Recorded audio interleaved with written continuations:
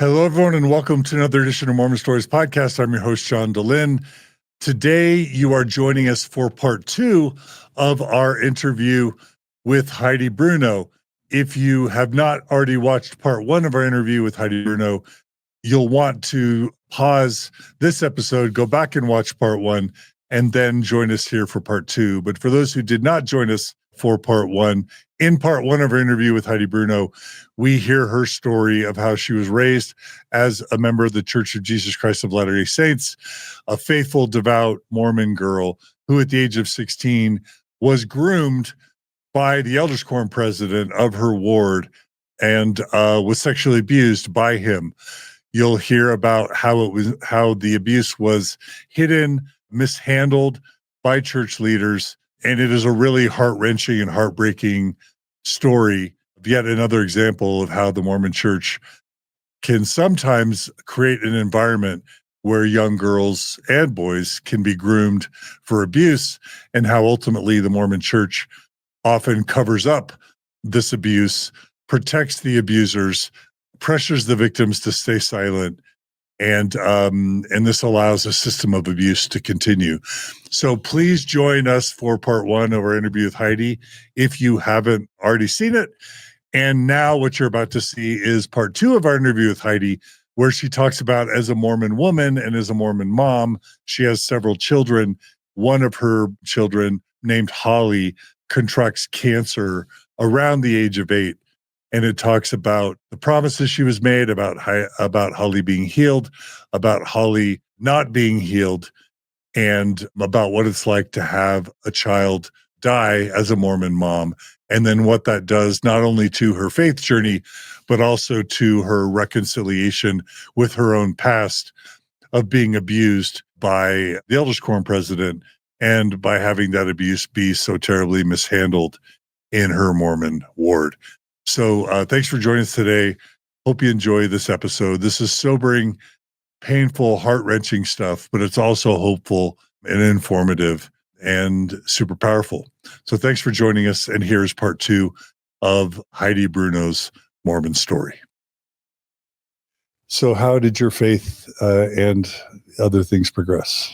I would say for those in my 30s, that was kind of where I, just very, very active in the church, had a lot of big callings, and then just always had that questioning wrestle with that. And when I was serving as a primary president, my 8-year-old daughter, who had just been baptized a few months before, and that baptism especially just felt so special and beautiful, and was this, I think there's a reason that we love that ordinance. I think it's a time for people to gather and celebrate these children who we feel like are making these good choices. And I just remember that being a really beautiful, beautiful day. And those were the things that helped me look past all the questions that I had, were just these beautiful moments that I had with my children in the church.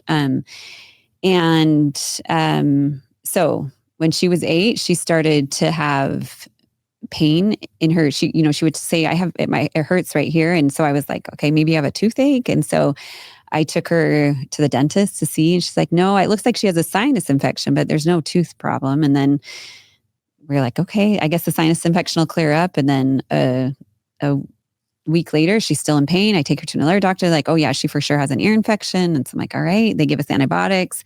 And another week goes by, she's even more pain. We took her to the doctor again, and we're told again, it's just a really bad ear infection. Just wait it out. Here's some more antibiotics. And went through that process for about 3 weeks of her just progressively getting just more in pain. And then eventually she had facial paralysis, and we were still told that she just had a really severe ear infection, and that would happen with an ear infection. And then we're prescribed medicine that made it so she could finally have relief from the pain that she was feeling from this ear infection.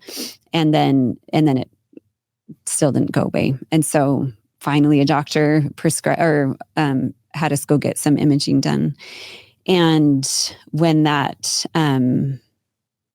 I remember the look that technician gave me was just like, I didn't know what to make of it at that time, but it was definitely like, the doctor's going to take good care of you. And just like having a moment where I was like, what's going on? Like, what's about to happen in my life? And after a couple more scans, she was diagnosed with cancer. Of cancer. Of what though? Oh, she had, it's called rhabdomyosarcoma. It's a really rare form of childhood cancer.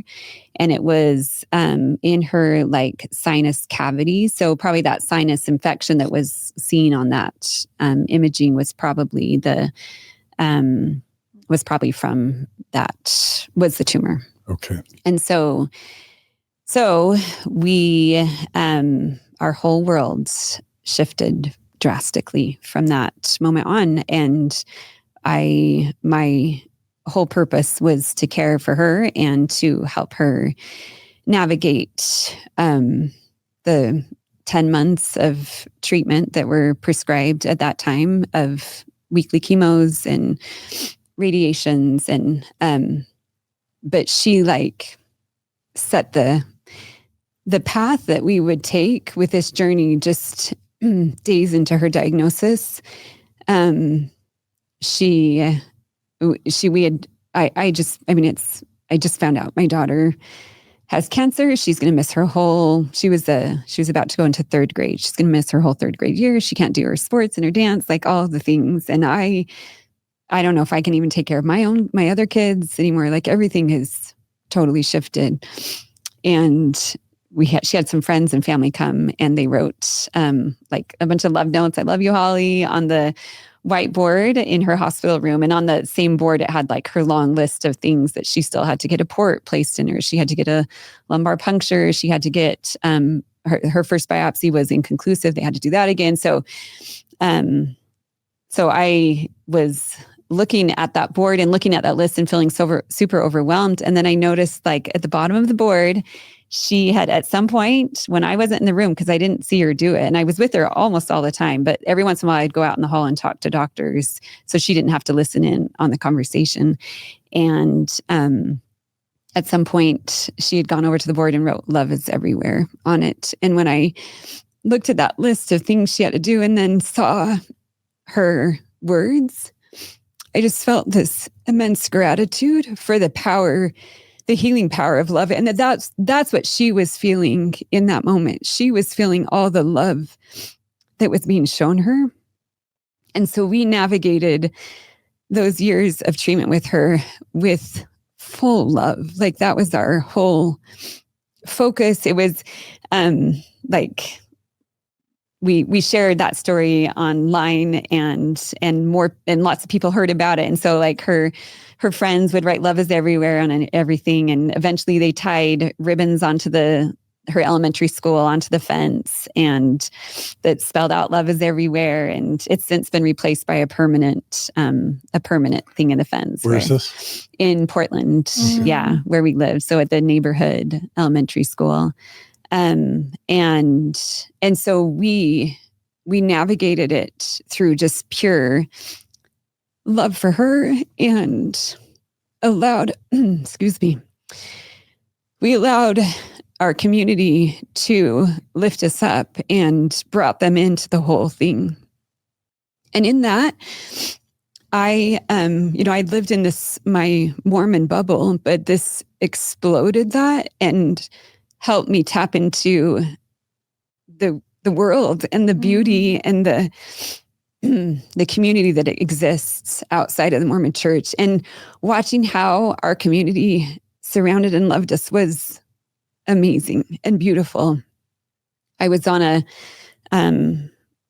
later on a podcast where I was able to, it's called Beautiful Anonymous, and you just call in randomly and talk to the host. And so I just happened to get through to the host, and I was able to share my story. And usually it stays anonymous, but my call, people found out who we were, and people from all over the world were sending messages. Love is everywhere. And just like, thousands of people have been touched and inspired by the power of that message that came from this really innocent, she didn't have an agenda. She wasn't trying to create a hashtag or anything, but that's what she felt. And that sustained her through those difficult years of treatment that she went through. Mm-hmm. And also I clung to the parts of the church that were meaningful and beautiful to me. So Joseph Smith didn't matter at that time, like all of those little things, it didn't matter because I was so focused on her and loving her and teaching her my beliefs about an afterlife, and you're going to be okay. And Grandma Artie's there. That's my mom's name, is Artie. And, this wasn't, I got ahead of myself, but this was near the end of her life when we knew she was going to die. But even before that, like just holding fast to that my belief in an afterlife and how we were going to be okay no matter what happened. And I also used my experience with my mom to navigate this experience, because I had believed so strongly that prayer would fix everything, that the right blessing, the right prayer would heal my mom. And so I navigated my experience with Holly so much different, where I wasn't dependent on God to fix her, because I knew that's not how it worked. And I feel actually really lucky that I didn't spend time in that, like, God needs to heal her, because that would have been, I can't imagine if that's where I had been. I already feel so much anger about it, but if I thought God was somehow responsible for it, so I never let that play into my experience with her. I just, like, we have faulty bodies and things happen. And so that whole line of speaking that happens in the church, that God controls things or God will heal certain people and not others, I had to completely let all of that go and felt, it was painful to hear those stories. That part of the gospel didn't work anymore for me. It didn't heal my mom. It didn't heal. And here's this little innocent girl who is sick. And so for me, I used my faith to see the good that was happening, to see that love. And that, for me, that was God in the love I was feeling from other people. That was how God took care of us during that time. That's how I created that. That's how I was able to still stay connected to God, even though this awful thing was happening in my life. And I just can't imagine talking to an 8-year-old about their pending death and what that conversation would be like. Yeah, it's an impossible conversation. And at that time, I felt really grateful for my belief in an afterlife and how I could tell her, like, she was so young and innocent and trusting. And so I was able to say, like, you're going to be okay. And time in heaven feels really short. And I know everyone handles these situations. I have since been pretty involved with other families who have had children with cancer, and everyone navigates it different. Some will never, ever talk about it. For us, I just needed to be honest with her. When her cancer came back, the survival rate of a recurrence of her type of cancer in that location, because they weren't able to operate on it. They could just do radiation, which was a horrific experience. But when it came back, we did try an experimental treatment for about 6 months, and it was awful and incredibly difficult for her. She was very sick. And so we constantly struggled with that. Like, do we keep her on this treatment that has maybe even a 1% chance of working? Or do we just let life take its course, which is impossible. That's only, it's an impossible thing for a parent to have to do. Mm-hmm. So we involved her too in it. Once the cancer started to grow while she was on treatment, on this experimental treatment, we were just like, it's not going to work, Holly. What do you want to do? And if we stop, you will die. And so we included her in those conversations and tried to be as respectful as we could of her life and how she lived it. So for us, selfishly, like, of course, I wanted to keep her there every minute we could, but at what cost? It was definitely a constant battle of quantity versus quality of life. And so ultimately, we did decide just to stop all treatments and let things take its course. And because of that, she healed beautifully from, I mean, she was very sick on treatments, but then she was healthy and happy. And we were backpacking and she loved jumping. She was such a lively child. She loved, we had these places we'd go backpacking in Oregon. It's just stunning. And we would jump off these rocks into these pools of water, over these waterfalls. And she lived life passionately. She started her 5th grade year. She was on her soccer team. She was in dance class. So she lived beautifully and also with a lot of faith. I mean, we sang songs about how our family would be forever together and how this is God's plan and he loves you. So we used our faith to help us get through the impossible. It was the story at that time that we needed to navigate that situation. And I believe so differently now, but I think in the same situation, I would probably tell whatever, it's like, talk about the Santa Claus, whatever brings a child joy. So if, like, I think I would just add, what do you think is going to happen when you die? And what do you think heaven would be like? And why not, create whatever would make a child feel safe and secure and a parent feel like I get to be with this child again. So it was crucial for me to have that at the time. So having been through it, the Mormon theology or doctrine of the eternal family, you even look back and think it was an important solace for you and your daughter. Yeah, I relied on it heavily during that time and relied on it shifted where I was at with the gospel, where all that matters is these bare essentials and this none of the church doctrine that I was struggling with mattered during those years at all. It was all about just loving this child and loving my other kids and trying to survive through that. And I was also released from those big callings I'd always had, so that I could focus. My focus was able to completely shift in life. And I realized the things that matter most, for sure.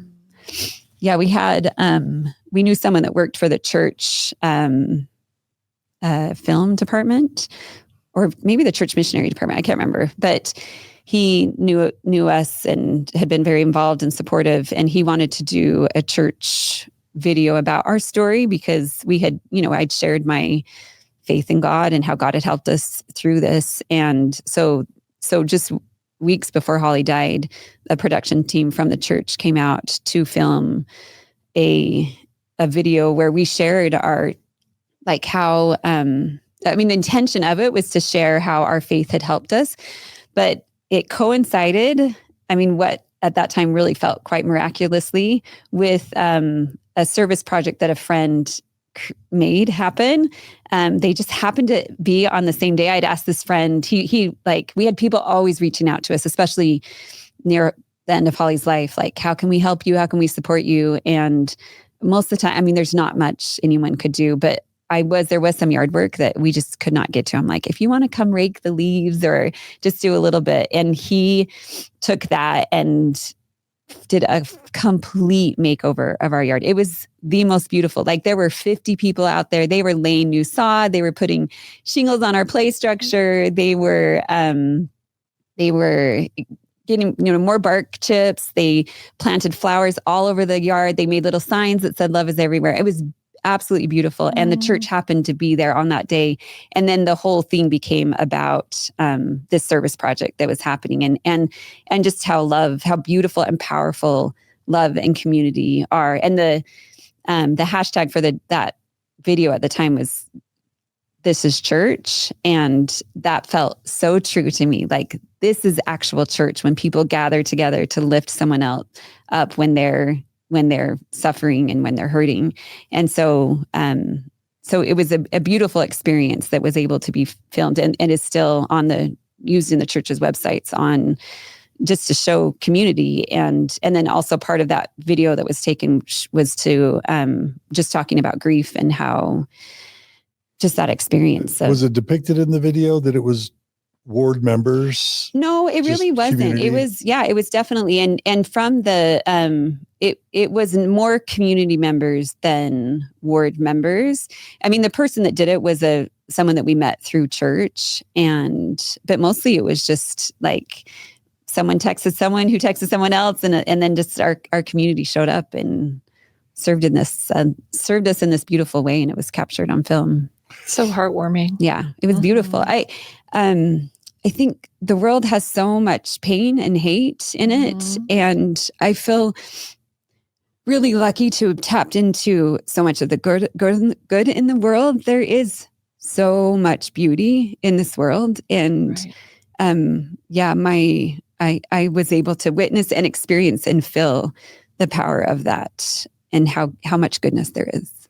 I think it's so fascinating where the beautiful and the brutal exist together. That actually you have this side of reality that you're living something absolutely brutal to experience, and then also it's met with this. It sounds like you had a hand in sort of creating it, partly because Holly kind of brought it forward. Right. She showed us in the way. that moment, but this unforeseen beauty at the same time. Yeah. Yes. Yeah. And that's what I at that time, I attributed all of that beauty and goodness to God. Like that was a testament to me of God, is that because I chose to see God in all of the good that was happening and not so much the pain of it. And so just that experience of that pain and joy that we constantly were in for years.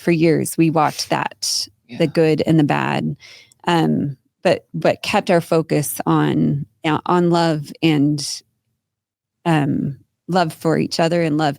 And we had a cool, there was one conference where Bonnie Oscarson had talked about, she was probably the General Relief Society president at the time, but she talked about service and how the joy that service can bring to our lives. And obviously I had enough going on, but it was at a time where I was like, we have to look outside of ourselves. And so there was we knew of a couple other families who had recently been diagnosed, and listening to her talk inspired me to just make a little basket, like a movie basket where we put things you could watch at a movie. And it was something simple, but for Holly and I to do that instead of just feeling sorry for ourselves was actually really beautiful to go and it lifted us up. I mean, it does, when we help other people, it feels good. And that was, and then I reached out to Bonnie Oscarson afterwards and just shared my experience. And she reached out to us after, and that felt really special too, to have that connection. And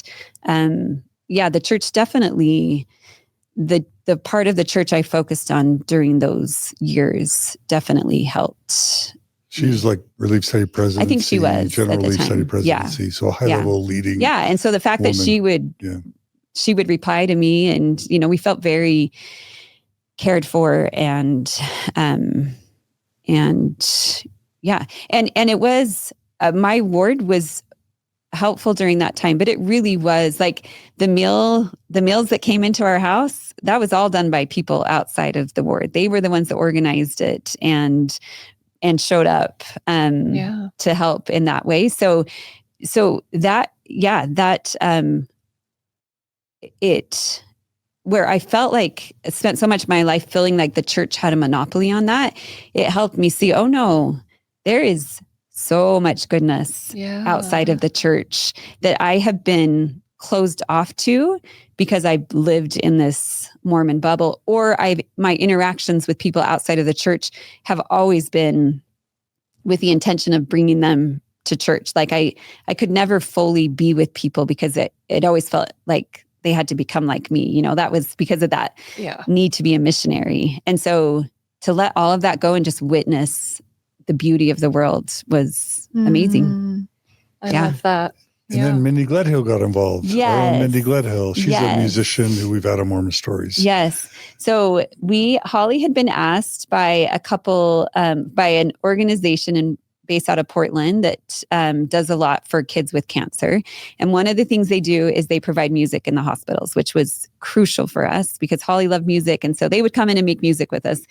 And as a fundraiser, they had famous musicians singing songs from their beds. And then they would have kids with cancer singing songs from their hospital beds. So Holly got involved in that. And she sang the first year she had cancer, she sang the fight song. And there's a beautiful video of her singing. You can just look up Holly fight song and watch the most tender video of her. She's sitting in the hospital bed. Her face is burned from her radiation treatments. And so she sings that song. That was the first year. And then the second year we sang as a family, Get Back Up Again, because that was when she was in remission. And we were like, she was feeling so good and was doing well. And she got back up again.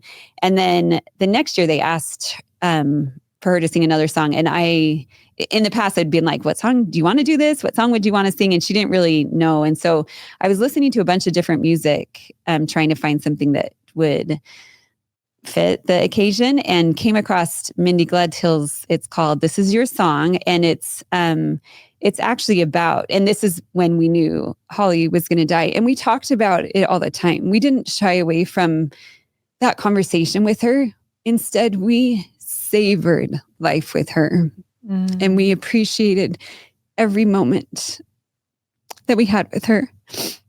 And the song talks to that about. How this is the time we have together. And when I'm not here anymore, think of me and think of this song. And so I reached out to Mindy because I couldn't find the chords or something. We had to figure out how to do the things and there wasn't anything online. And so I reached out to her and she was so quick to reply and give us the chords. And then I also asked her if we could modify the words and add "Love Is Everywhere" into the lyrics. And so it says, we changed the word. So it says, "Love is everywhere you will see." And that's been, I've since written a book with that title because that experience showed us how to look for love and see love, and that it's everywhere when you're open to it and you show it as well. So, that is. And so she recorded that song. She had a little tent set up in her room that someone had come and done for us so that she had a magical place to be during those last few months. And I wondered, it does look magical. Yes, it's so magical. And so she spent a lot of time in that. She spent months, that's where she would sleep because it was just so fun. And so she had this tent that was kind of like her sanctuary that we spent, we spent a lot of time just at home being together.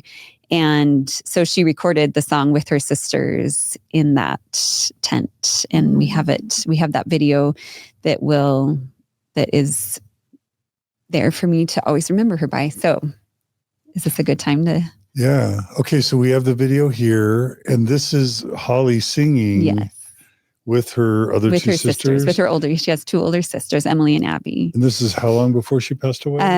This would have been in probably November, and she died in March. And we knew in June or July that she lived for about 10 months after we stopped treatments. And so it would have been midway through that. Like 4 or 5 she's months. got a little bit of hair because we had stopped treatments and her hair had grown back a little bit. And she was pretty healthy in this at this point. Yeah. But she's aware that her time is limited. Yep. We all are. And she's singing the song. It's about 4 or 5 months before she passes away. Yep. Okay. Well, we'll go ahead and now play this song, and it's called "This Is My Song." And it's arranged by you? Not really. It's pretty much just Mindy Gledhill's. Okay. The girls created their own, like they figured out, they were so cute to learn how to play the ukulele to it. And they figured out some harmonies. So their arrangement. Yes, all of us work together to do it. And it's funny, we have video of, I'm not going to paint like a perfect picture because these are siblings. We have plenty of videos where we would try and record it. And then she'd be like, now get out of my room. She was a really feisty little girl. But this moment, we were able to capture them enjoying that and singing that together. All right. Let's go ahead and play it. Hi, my name is Holly. These are my sisters, Abby and Emily, and this is Bedstock.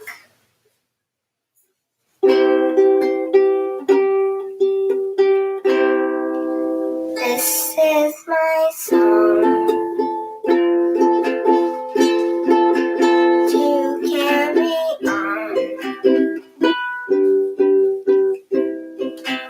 when you have found yourself alone and I am gone. So I will wait, anticipate every last minute that we have to celebrate.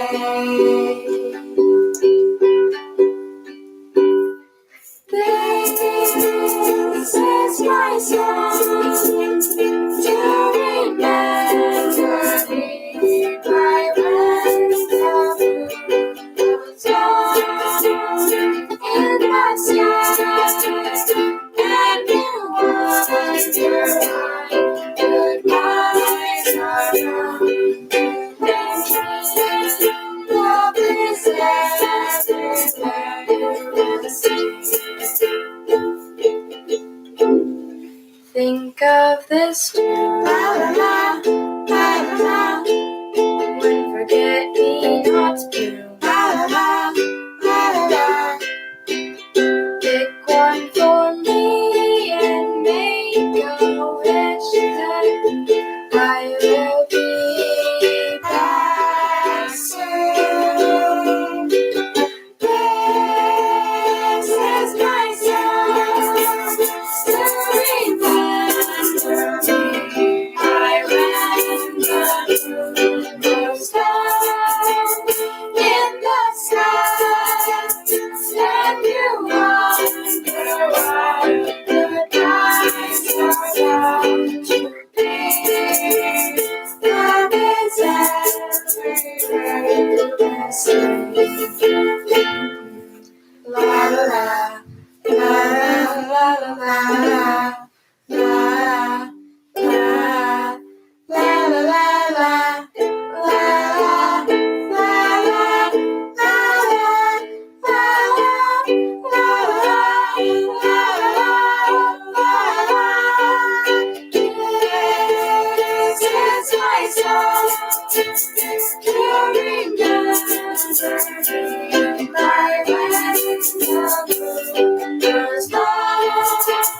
In the sky, and you wonder why goodbyes are bound to be. Love is everywhere you see. La la la, la la la. You will see. La la la, la la la, la la la. You will see.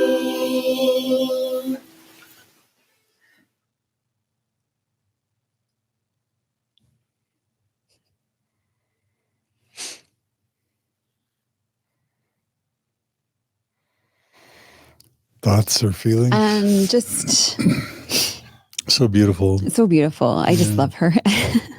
Yeah, so special. Yeah, she's a sweet one. I feel very grateful that I got to spend part of my life with her and feel grateful that I can share her with your audience as well, and that more people will know her. And she was pretty amazing. We had actually a year after she died, we reached out to Mindy to see if she would be willing to do a fundraiser, a benefit concert for this organization that did bedstock. And so Mindy came to Portland, and we got a pretty good audience there to watch the little concert that she put. It was a pretty intimate concert that she put on for us. And she sang that same song and changed the words to the same way Holly had sung them, which was just a really beautiful moment for us. And then me and Abby and Emily have since gotten tattoos of forget-me-nots in memory of Holly. Do you want to show? Yeah, I have. Yeah, I know. Show the camera. We love that. I don't know where it is. Maybe like this. There we go. There you are. It's on your. So it's kind of twisted. It's hard to show it that way. Because the lyrics mention forget-me-nots, right? Yes, yes. And to think of her when you find a forget me. So obviously anytime I see a forget me not in the wild or anywhere, I think of Holly always, but yeah, I love those moments and she went to a cancer camp where she was, her name was, there's in Portland and in many ways, the childhood cancer community is actually a very beautiful community. And there are so many resources that I didn't know existed. This world is full of beautiful people doing beautiful things. And one of those is this cancer camp for kids and their siblings that even though it's so hard, I dropped her off shortly after she finished her first 10 months of treatment. And she had this beautiful experience at that. And her name was Ladybug. So anytime I see a ladybug, we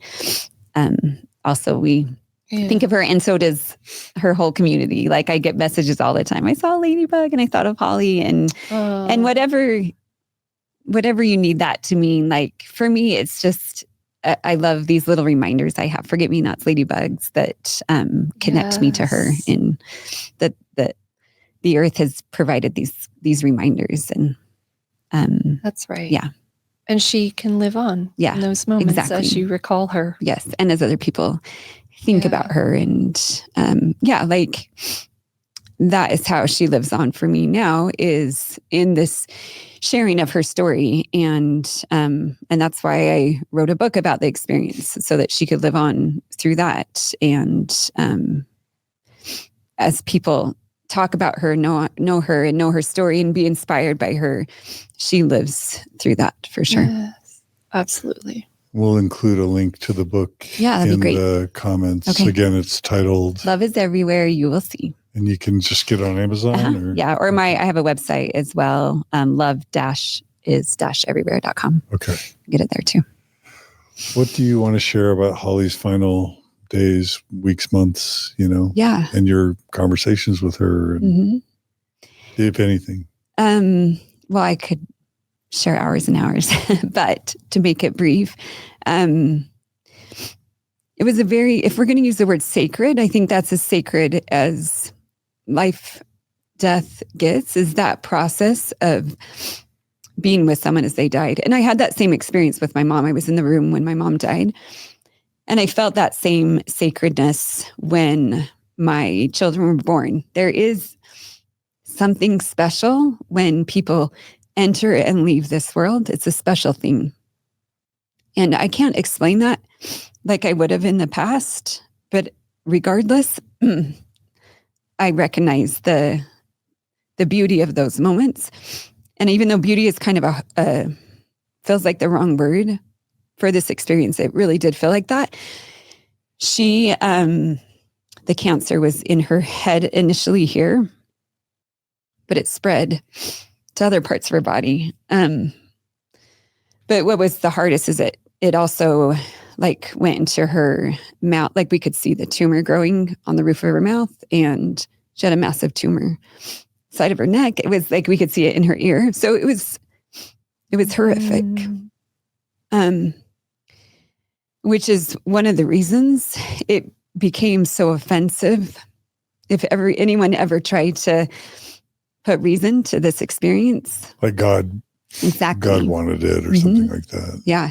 Which I was able to say that with my mom. Like it was easier for me to be like, God needed it to happen for whatever reason. Like I kind of used that phrasing, but with a child to die in such a awful way. I mean, she pretty much starved to death because she wasn't able to eat, and we weren't, feeding her through. That was an I say that and it can sound callous, but you can't understand the process, what it takes to allow that to happen. Choosing not to use a feeding tube, you mean? Mm-hmm. Yeah. And letting it take its course, because it was the only way out for her, the only way to be free of this faulty body. And so, so those days were sacred. I mean, I sat by her side, and my husband, he had to go to work most of the days. And when he was at work, I was by her side. And when he came home, he sat with her and would be with her.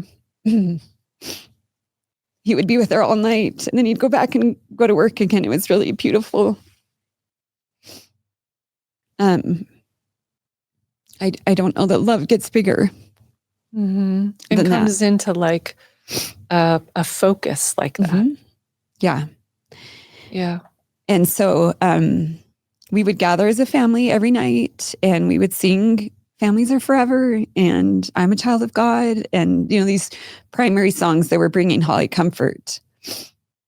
And we would kneel together in prayer, and they were sacred moments as we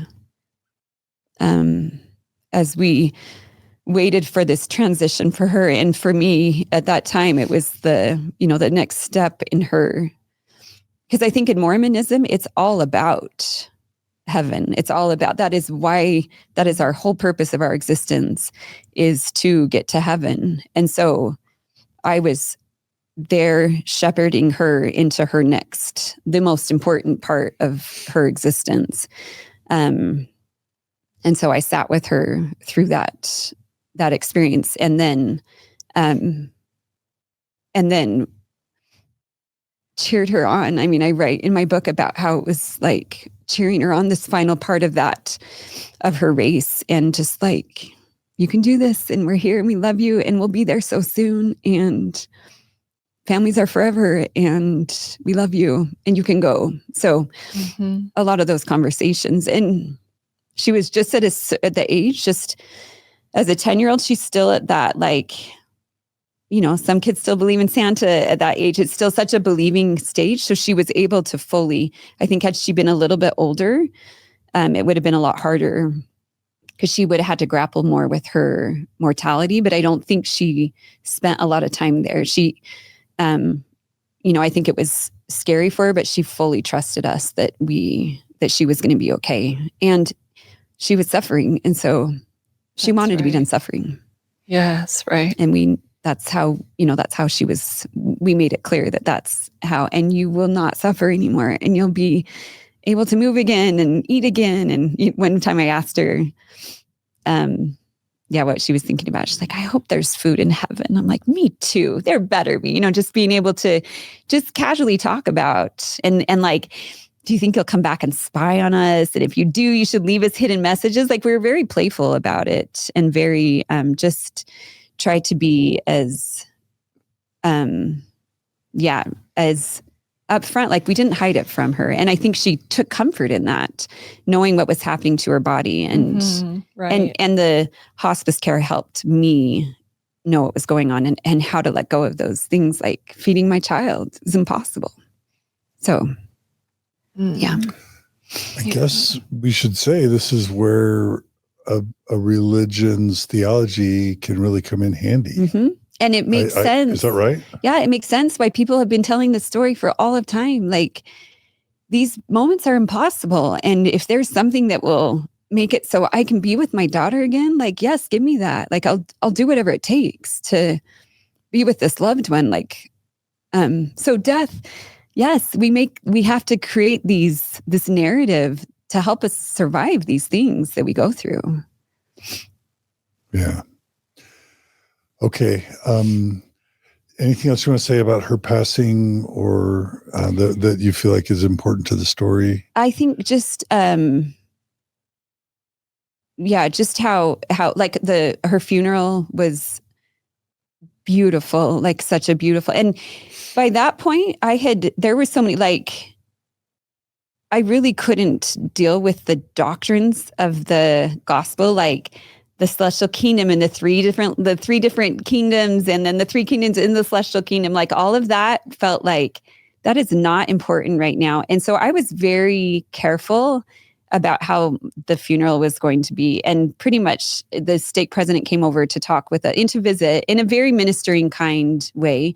But in that meeting, I was like, here's how it's going to be. And we're not going to have someone stand up that is not part of what we want and talk about the celestial kingdom. Like, this is not the place for that. Because I knew we would have many, many people from outside of the faith. And that felt at that time like this is not the place for those kind of things. And we are going to focus on, like, heaven was still important to me, and then afterlife and talking about that. But I was very, like, I didn't want someone to get up. A lot of times at funerals, people will get up and make it an opportunity to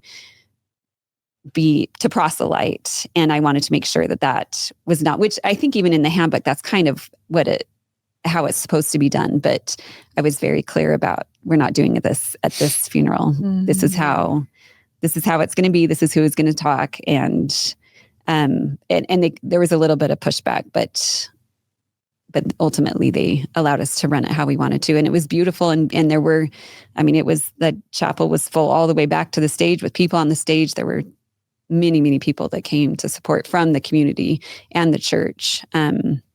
So I was definitely lifted up and supported during that time in a beautiful way.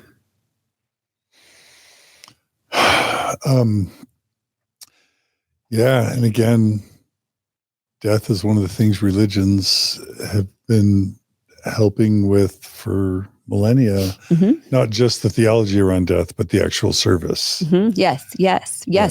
Yeah. To have that, the facility and the friends and church members that made the luncheon afterwards absolutely beautiful. They decorated it for it, and they helped make it as special and beautiful as they could. The church was very helpful for us during all of that. You mentioned reading A New Earth and Untethered Soul. Those are books that Margie and I discovered after we started to question our faith. Do you want to talk about their role? Yeah, for sure. So I felt so lifted up by the church and my religion and my faith when Holly died. That was what I relied on to cope, but it wasn't enough.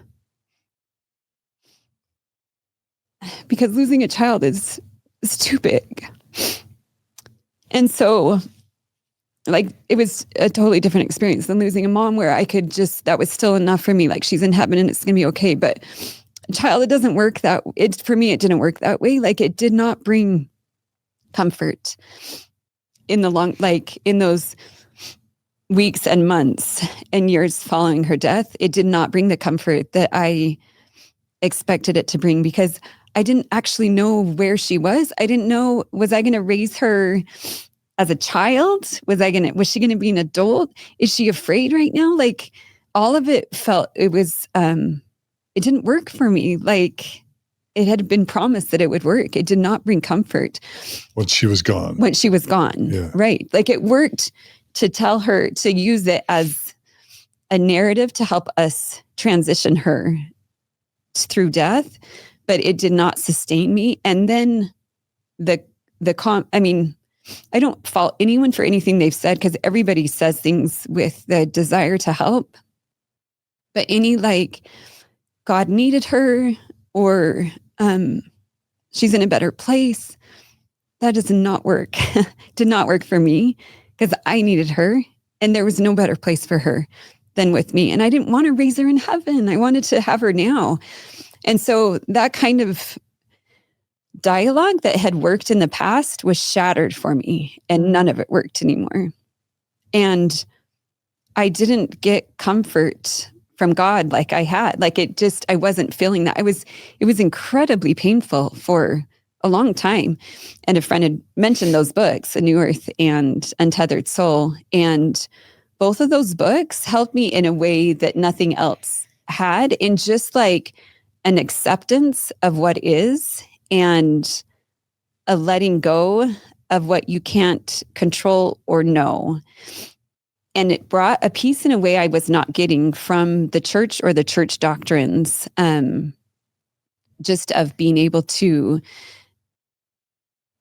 accept where I was and to allow, especially and it's been a while since I've read them, but I feel like Untethered Soul, there was a part where I was trying so hard to keep the pain out because it was just more than I could handle. And I think he had talked about like just opening up the, allowing that pain to come in, and with that, the love as well. And that was the experience I had, like where I was trying to, I wanted the church to get rid of the pain. I wanted like that. And that's not what it's supposed to, isn't that the whole point, right? It feels like that's what I had been trained to think, that you can find this peace and comfort. And it wasn't happening until I just allowed myself to grieve and be angry and to feel all of the things. And then in that feeling, I also felt like the gift it was to have her in my life. And I stopped trying to make sense of it and stopped trying to create a narrative. It just is what happens. And now I'm in pain and I miss her, and just accepting that is, that just is. And then allowing myself to feel joy when I felt joy, and to celebrate those moments, and allowing myself to feel pain when I felt pain, and being okay with those moments as well. Right. Yeah. Ironically, both of those books are inspired by Buddhism. Mm-hmm. And so it just goes to show that lots of wisdom traditions have, and even religious traditions have lots to offer. Right. Because I know when Margie and I lost our Orthodox Mormon faith, Eckhart Tolle's A New Earth was pivotal for helping us reconstruct a spirituality that could be meaningful to us when Mormon spirituality just stopped working. Right. And I think that's what kind of surprised me in that moment, was like, I felt the spirit when I read that book. You know, I felt like there was something, and for me to read this text that also, like, I felt more from that than I ever had from the Book of Mormon. And so dealing with that, like figuring out, okay, how does that work? If I'm feeling the spirit through this, and if it was a weird, unbalancing, that's not the word, but it just kind of like was like, okay, now what's true and what's not? And also the theology that I would not, under any circumstance, that I wouldn't be able to be with Holly again, became absurd. Like, where Families Forever had been such a pivotal thing for us at that time, it became like, well, obviously I'm going to, regardless of anything, I'm going to be with her.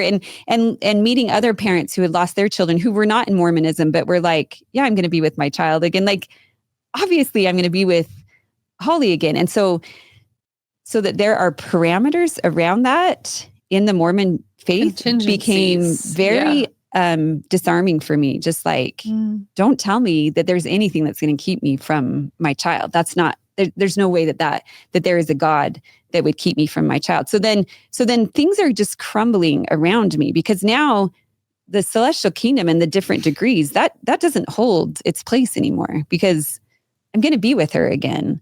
And so were these other moms. Like, I would never tell a mom who had lost their child that you can't be with your child again unless you're baptized in the Mormon faith. Like, all of that wasn't holding up for me anymore.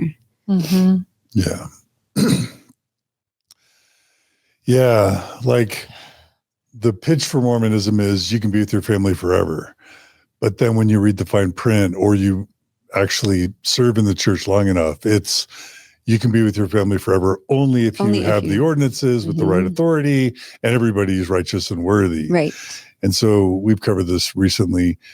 The Mormon dream can quickly become a Mormon nightmare if anybody chooses a different faith, or loses their faith, or it actually reads the wrong history. It actually kind of reads differently when you kind of understand it. Then when you start singing the song, it's actually more and more like life, likely your family won't be together forever. Yep. Like in all likelihood, Yeah. if you have, 'cause- especially a larger family where they're more apt to like leave or be LGBTQ, or then you start actually reading it like, oh, that feels like more of a threat once I read all the things that have to fall in line for us to be together forever. Yeah.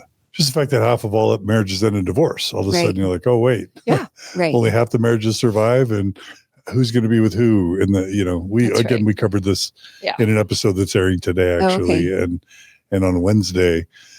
But we're not even mentioning how offensive it is to the rest of the world that 99.9% of God's children won't necessarily have Mormon endowments, Mormon temple weddings, Mormon sealings. And Jesus said, narrows the gate and few there should be that find it. Mormons don't believe that the majority of God's children are going to be in the celestial kingdom. Otherwise, it wouldn't be special. Right. So ultimately, this Mormon theology of a celestial kingdom with temple ordinances and temple sealings is really for just the most faithful Mormons, which means most of God's children are inside heaven, Right. Right. Yeah. And you're saying those things started occurring to you. Oh, of course. I mean, with my own experience, and then even more, I'll talk a little more about how that played in, but also with other people I'm meeting who have lost their child to cancer. Like, obviously, like it felt so absurd that I'd ever even been able to think that way, that there's a chance that they couldn't be. So, all of that, it just didn't hold its place like it had in the past. I couldn't see it that way. And God had a different place as well, where like, what does he control and what does he not control? Like, I don't get it anymore. And I think I would still at that time, he brings everything good in my life. So anything good, I would attribute to God. That was the role that God played in my life, was just any goodness. Because I couldn't make sense of any of it. Plus, yeah. So that, so I was going to say, like, I know people who just their mom died and they're going to be Mormon, faithful Orthodox Mormon for the rest of their lives, because it was so traumatic to lose their mom, especially, or dad or whatever, at a young age. And, or any parent who loses a kid or a sibling. It's like, I know a certain group of LDS people that are locked Orthodox Mormon forever because that's how they made sense of the trauma and the grief and wanting to see that parent or child or sibling again. So like for some people, death of a loved one locks them into Orthodox Mormonism all the way through, and they're literally never going to question anything until they die. And I have close people to me where that's their situation, but that's not always what happens. Right. And so in your situation, was that what happened, or? Nope. Yeah. So, so Holly died in 2018, and in these years from 2015 to 2018, I had not served in big callings or really been like deep in the gospel because I was busy caring for her and focusing on that love and all that beauty. And then I think just within like 6 months, I got called into the state young women's presidency after not having a calling for a long time. So that was 2000. Yeah. Or maybe it was next year. I don't know. Anyways, soon after. And I was thrown back into all this theology that I had been able to kind of step away from before then. And it was more abrasive to me than it had been. All these things that I had questioned for all the years before that I had just like been able to just ignore and focus on the good. I wasn't able to do it as easily as I had in the past. And I think it's because I had been so laser focused on what mattered in life and what makes life beautiful. And I couldn't tolerate things like I had in the past. So things like, the whole long list that I'd been keeping all those years, I couldn't ignore it. It felt yucky. Like my body just felt off.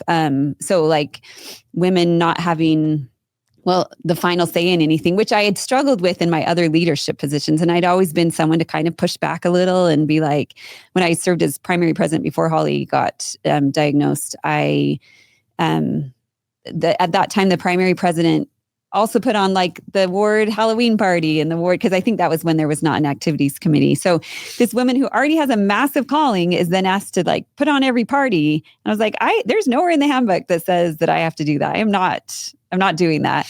And so I'd already, I am someone that questions those kind of authorities, and I'm not just going to do something because you tell me to do it, because I'm already doing as much as I can. And so getting into the stake calling, watching the stake young women's president work so hard to figure out what was best for the youth and how should we manage this, and let's do this. And then, but we'll make sure that our priesthood authority is okay with it. And then the priesthood authority, even though she's a competent woman, we are competent women who can do it. And then they come back and tell us, no, you're not going to do that way. It was so irritating me. I just did not have the tolerance for that anymore. Or that women weren't speaking at general conference, that there was 2 or 3 women out of however many men. It was such dozens of men. Just a woman or token woman or two. And that I was like, this is not okay. And so I definitely like entered that phase of, I'm going to be the change. There are things that are wrong with the church, and I'm going to stay in the church and fix it. And so I sent a letter to the first presidency. I don't know where the letter went, but I, addressed it to church headquarters, thinking that my voice would make a difference. And they would be like, oh, women aren't speaking at conference, and we'll change that, because it must be hard for women to not be represented anywhere in anything. And also send it to my stake president and the stake president, the following conference, and I don't know if it's because of that letter, but there were equal men and women speaking. The time was equally divided. And it felt so good to just be like, yes, why can't it just be like that? Conference. In stake conference. Not general conference. Never. No, yeah. And every time at general conference, I'd be like, this time's going to be different. This time they'll have more women speak. Obviously, women need to be heard. And I think it's just because I had opened up to this, like, wait, there is so much inequality. And once I allowed myself to see it, you can't unsee it. And it was just everywhere, just this underrepresentation. And it got harder for me to see the bishop serve the sacrament first. And just all of these things I just couldn't tolerate anymore. Even the way they would, because we were planning big stake activities. And so modesty gets brought up, and what can be worn and what can't be worn. And one of the, they had said no leggings on the high adventure where they're hiking, which is all anyone wears when they're, I do a lot of backpacking, and that's like the most comfortable, easiest thing to wear. And so then I'm like, what and why? Tell me why they can't wear this. And I had a priesthood leader tell me, like, we don't want to see every dimple and crevice and crease. Those were his words that he used to try and say why these girls can't wear leggings, which is wrong on so many levels. That they're even like, if that's what you're focused on, then you shouldn't be around these girls in the first place. And so pushing back against that and getting the standards changed of what the girls could wear, and just being like, you don't have a right to say that about these girls, and you need to change those standards. So it was important for me to say my piece and make the change where I could. I think you mentioned the November 2015 exclusion policy for LGBT people. Mm-hmm. And I think you also mentioned Heavenly Mother. Mm-hmm. Oh, yeah. Do you want to talk about those? Yes. Or we don't have to. No, for sure. 2015, that was incredibly jarring for me. That was shortly after Holly was diagnosed. And it was definitely one of the biggest shifts where I was like, oh, this is actually not okay.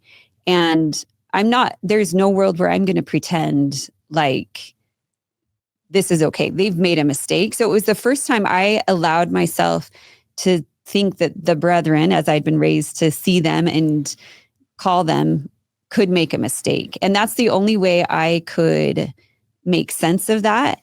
And just like I had in the past, I referred to people who were what I felt more faithful to explain it to me.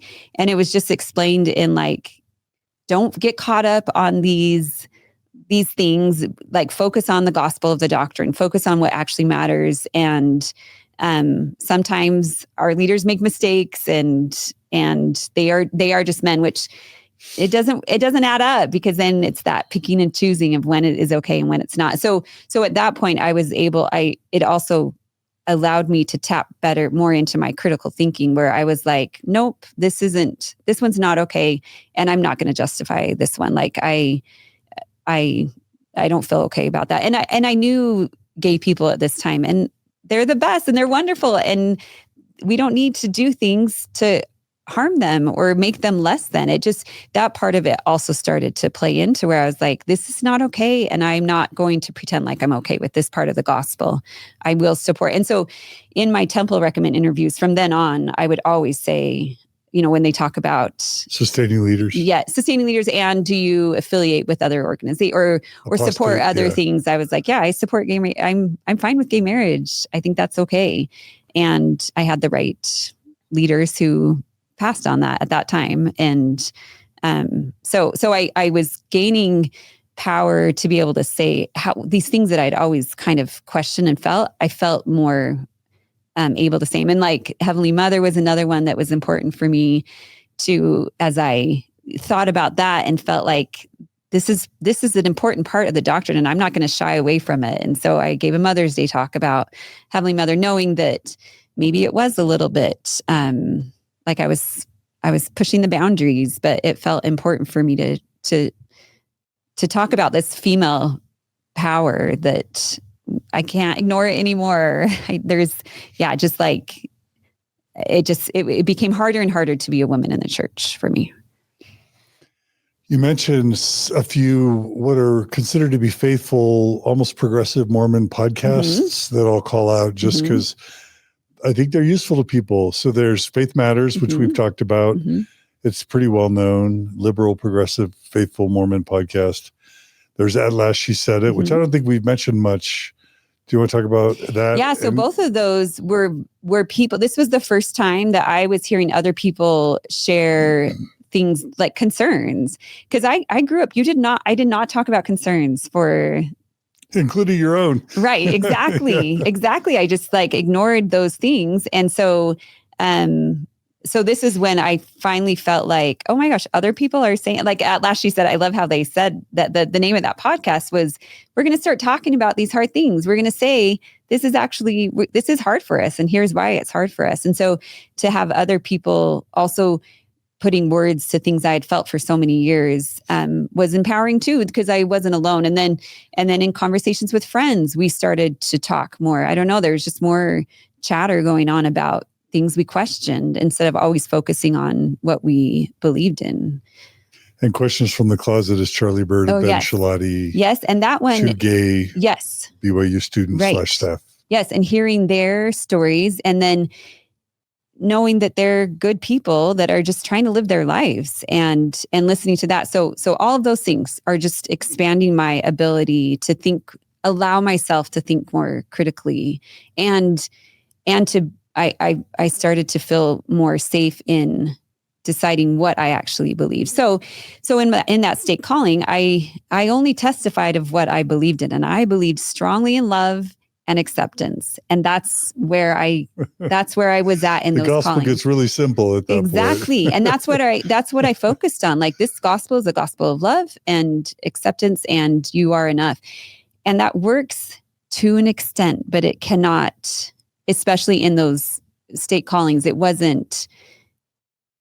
You're also expected to testify of Joseph Smith and the temple and all of the other things that come with the gospel. And it was just getting more painful for me to do it. And then COVID, I fully got a break from it. I couldn't do the calling, and I couldn't go to church. And I had never felt so much peace. And I didn't miss going to church. I having our home church felt better than anything ever had. And I loved it. And then when things started wrapping up again, my husband was called into the bishopric in 2000 later in the year. And just everything coming back into it, I just was too much friction that I I couldn't ignore it anymore. I just had to like listen to my body and be respectful of that. And I think a lot of it was because I'd already experienced so much pain and suffering. I wasn't going to suffer anymore for things I didn't have to suffer for. And part of that was like living in dissonance all the time. And so, so I asked to be released from that calling, which was so out of what I would have normally done. I never, ever asked to be released or thought that was even an option that it's a taboo in the church to ask to be released from a calling. And I don't think it's as bad as now. I think people are a little more open to that, but definitely in our day. Yes. You did not ask to be released. You said yes to every calling and you did not ask to be released. And so I asked to be released, and I continued to I allowed myself just to think about things. And honestly, you brought up D&C 132 earlier. I didn't turn to podcasts like Mormon Stories. I didn't like what was coined anti-Mormon material. I stayed away from all of that. I actually just dove more into the gospel. Like I need to just, with a critical thinking, I'm going to try this again. And I think we were studying, Come Follow Me was Doctrine and Covenants that year. And I read 132 with different eyes and like with that more critical thinking, and it blew everything up. I was like, Joseph Smith is absolutely not a true prophet, and this church isn't, like everything was like blew up for me. Because of his polygamy. Yes, because of the polygamy and the way he talked, the way he used his power to tell Emma that if you don't do what I say, then there's going to be a destroying angel. I think that's the words that he uses. You'll be destroyed. You'll be destroyed. Says, he's saying Jesus is threatening Emma with destruction if she won't let him keep practicing polygamy. Correct. Yeah. Which the things that I was able to ignore are now looking back, and it also shows the power of that desire to be part of the community that that was what I was raised with. That's where my family was. It was so important for me to stay, that I was able to look past these things that I just couldn't look past anymore. And so, and my husband as well, we started having these conversations. He's serving in the bishopric and giving temple recommend interviews to people that he's not even sure he believes all of it anymore. Plus the like being alone with a young woman in a room. I mean, now I've got all of my red flags up with that. Now I'm seeing everything clearly, what happened to me, and realizing there's no world where that's okay. It's just not okay. You're saying D&C 132 brought you back full circle to your experience of being abused by that Elders Quorum President when you're a teenager. Yes, and also the interviews, the temple recommend interviews, the bishop's interviews, and worthiness interviews. And my husband was doing these with these girls and feeling not okay about it. He would always ask the parents to come in or leave the door open, which is not standard. Right. No, not at all. Yeah. Not at all. But he was struggling with that as well. And we're both like rapidly questioning all of these different things. And so he finally was like, told the bishop, I can't continue to give these interviews. I'm not going to do that. I'm happy to serve, because he also, like, the tricky thing is that we were also doing so much good in the church. Like I was speaking at firesides and sharing, like spreading so much love, sharing about Holly and the power of that message. I did a number of young women's firesides that were really beautiful. And when my husband would, the bishopric member on Fast and Testimony will start with their testimony. And every time he shared his testimony, it was just about love and the beautiful things of the gospel. And so it was hard for us because we felt like we were doing God's work. We were doing good in the church and being the change that the church needed. But he couldn't. Neither of us could continue with it. I was teaching young women at that time, and I would look at the manuals and be like, I can teach 2 sentences from this, because I'm losing my belief in all of this. And a lot of it feels harmful at this point. So struggling with that. And when he asked to be released, the stake president wanted to meet with him, because it's not custom for someone to ask to be released. It was kind of, so just to kind of see where he was at. And during that interview, asked him he wanted to go through the temple recommend. It wasn't a temple recommend interview, but he wanted to go through those questions. And he asked the questions, and then he asked another additional and asked him if he believed in temple gay marriage. And my husband was like, sure, yeah, I think that would be amazing if that was something that could happen. Wrong answer. Yep.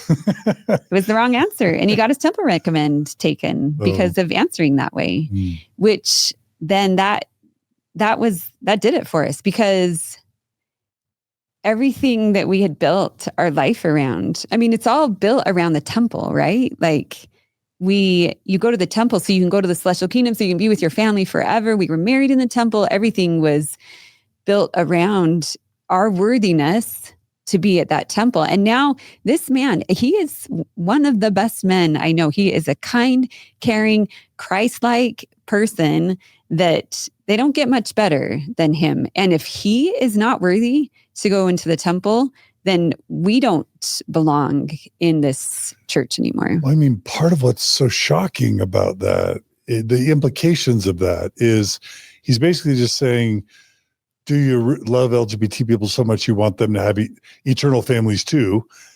That's kind of how you would decode that question. So if your husband says, yeah, I want them to have the same eternal family that I get, as soon as they take your temple recommends away, what they're literally saying is you won't be with Holly exactly in the afterlife. Right. Exactly. Am I wrong? No, that's exactly. And that's when like that became so, I mean, I'd already said it was already like an absurd thought that we couldn't be with her. But now what they've just done really keeps us from our daughter in Mormon heaven. It really does. Like he now cannot be with her anymore because he supports gay people choosing who they want to marry. Having eternal families. Yes. And I guess because it was phrased as temple gay marriage, that was the problem with it, which is confusing to me, because if there was temple gay marriage, then the prophet would have decided that's what was going to be, right? And then everyone would have to support it. So that's complicated anyway, because But most gay Mormon men don't want to be with a woman in the afterlife forever. Right. They don't. Yes, exactly. Yeah. And so, just that his support for people choosing who they want to love is enough to keep us from our child in heaven. That's what it means. Yes. Yeah. And so that was it for us, kind of, because this was in the spring, and we had a child on a mission. We had another one at BYU, and then another one who our third child had just gotten accepted to go to BYU in the fall. And so there was a lot of conflict for us to know how to navigate all of that. And we've done entire episodes on losing your faith while your kids are on a mission, losing your faith while you're at BYU. Right. Like that's right. Those things deserve their own episodes. Agreed. And so we had to navigate how to handle all of that, because we're not just making this choice for ourselves, but it's affecting our children as well. And they're, our son, who is, his whole life is teaching people about this church that I told him to do, like I'm the one that got him to that point. And now to turn our backs on it while he's serving a mission, while our kids are at BYU where they're expected to attend church, we did not make that decision lightly. And I think that is I think that's what people don't understand. A lot of people in the church don't understand a lot how seriously people take leaving the church. Like, it took the amount of prayer and study and thought I gave into it was massive. And I was very aware of how it might affect my children, and had lots of conversations with them about it, and made sure that they were part of it. And what do you want to do? And even our daughter, who was about to go to BYU, just like, if you don't want to go, we can find a different, that was the only school she was accepted to others, but that was where she was planning on going. That's where both my husband and I went. That's where her siblings were. It's what we knew, and what she had been planning on. So then this wrestle of, does she go there? Does she not? And in the end decided to go there. So we stayed in the church until she left to go to BYU, and then stopped attending after that. And our stake president reached out to us after, when we stopped attending, let us know that he heard that we weren't coming anymore, and wanted us to know that there was we might be hurting future generations with this decision to leave, which felt very threatening. Yes. Threatening, maybe, to take. Not only and then the bishop made sure to send us an email and let us know you are making the wrong choice. And if you would just pray more, if you would just read the Book of Mormon. I mean, it was just wild to me, what they felt like they could get away with saying. And also I did the same when I was in those leadership callings. I think that's the problem. These are good men who believe that it's the most important thing, and will go to all lengths to make sure people believe the way they're supposed to. And would these be the same leaders that over the ward where you had lost Holly? No. Oh, yes. So and again, my mind is just blown that they would have lived through all of that with you. The church is making promo videos for world headquarters about your story. You're giving firesides everywhere. I mean, obviously y'all had given everything to the church, and the church was happy to have you be their ambassador forever. But then because of changing beliefs that weren't unconnected to the passing of your daughter, by the way, they couldn't just go, oh, you know what? Their situation's complicated. Let's just love them and let them have whatever experience they're going to have. And when they come, we'll celebrate them. And when they don't come, we'll give them all the love and support that we can. They couldn't, and not to fault the men, the culture in the system. Yes. They just couldn't let you just have your experience. They had to punish you. Yeah. They had to let us know that what we were doing was wrong. And then we've had people tell us that you straight out said, you won't, what about Holly? You're going to give this up and then give up your daughter as well. And so, I mean, that is what the church teaches. And as much as some people can be like, oh, that's not really how it's going to be. And that you're going to be with whoever. And if you want that, it's going to all work out. But that's not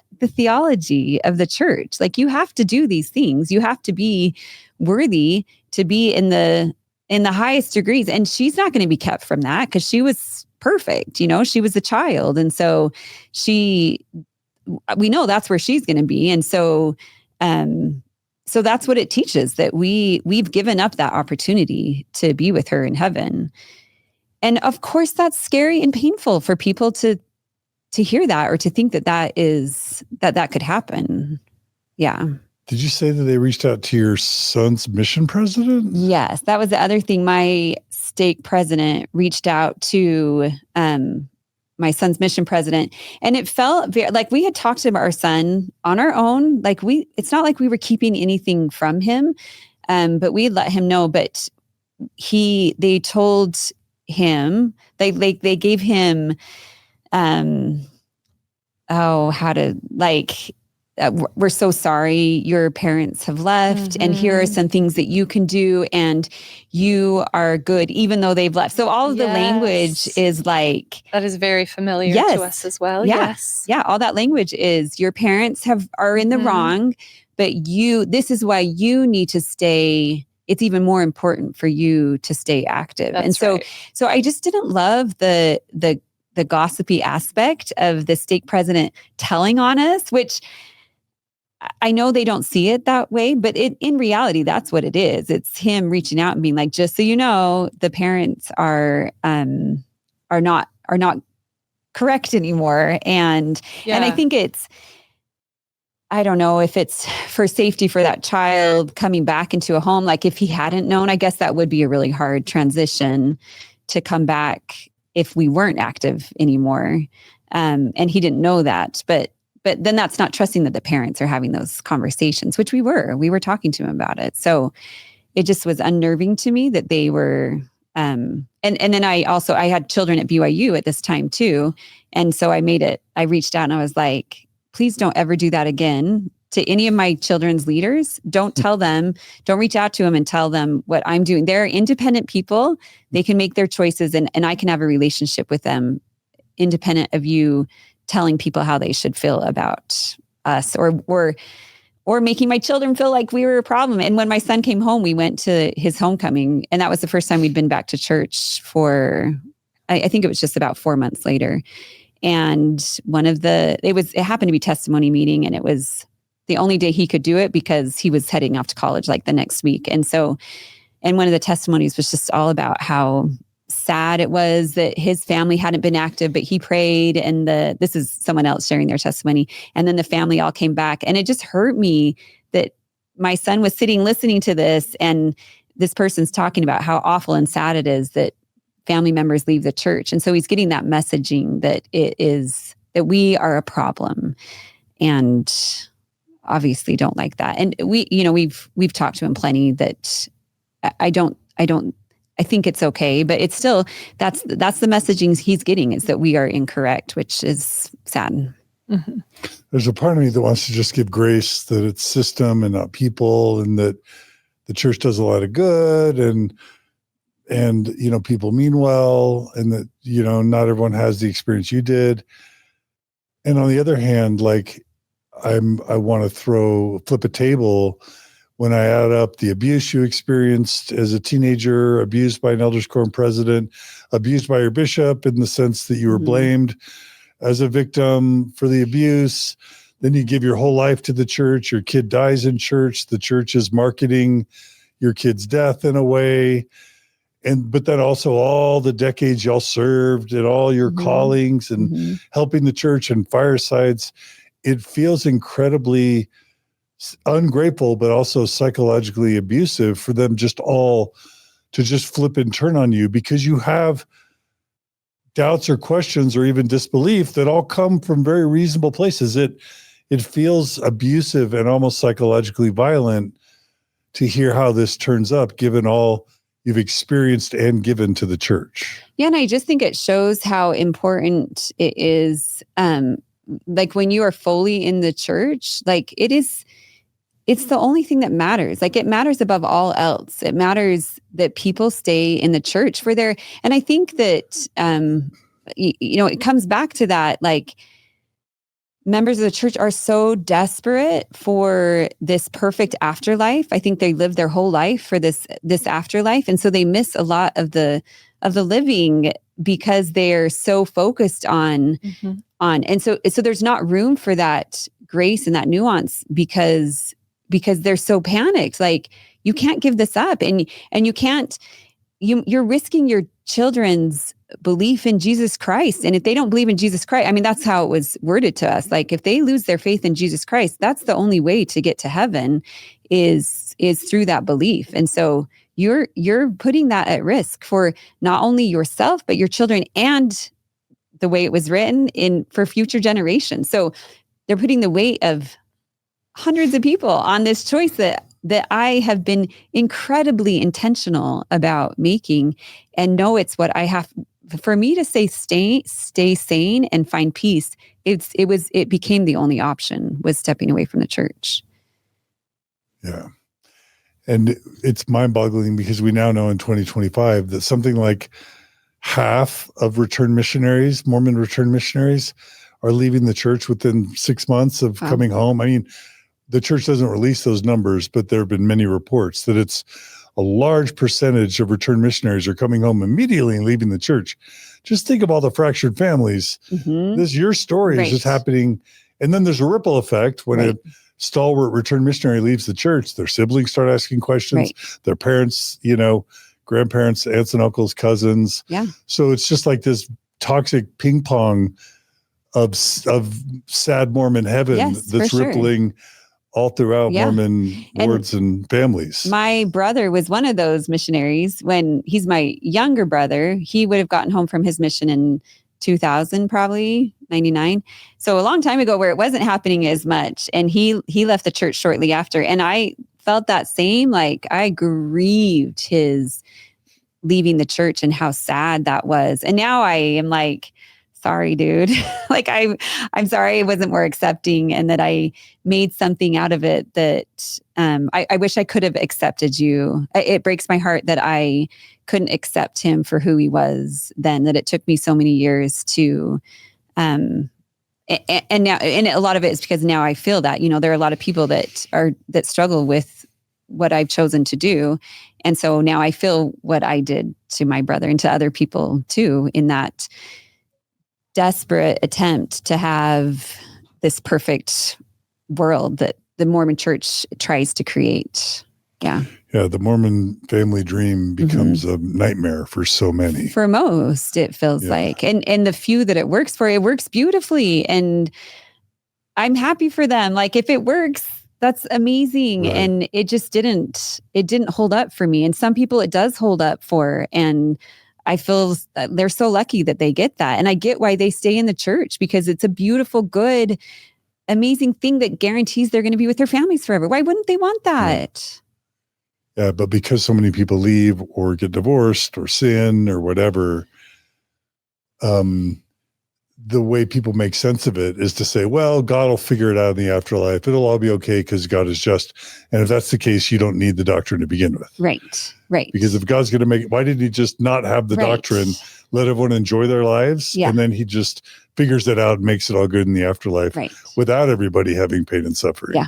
Yep. So the only way you can make it okay and make sense is to neuter it of all its teeth, basically, right? Water it down. Right. Which is not how I don't navigate the world that way. Like I'm not able to just be okay. Like, oh, all this, none of that actually matters. Cause I'm hearing otherwise, right? From the leaders who are supposed to be the like my mind just can't hold room for all of that all those things. And some people can. And then the church works for them because they can dismiss those things that don't work for them and just hold on to what matters. And it worked for me for a while, but it was not sustainable for me. Yeah.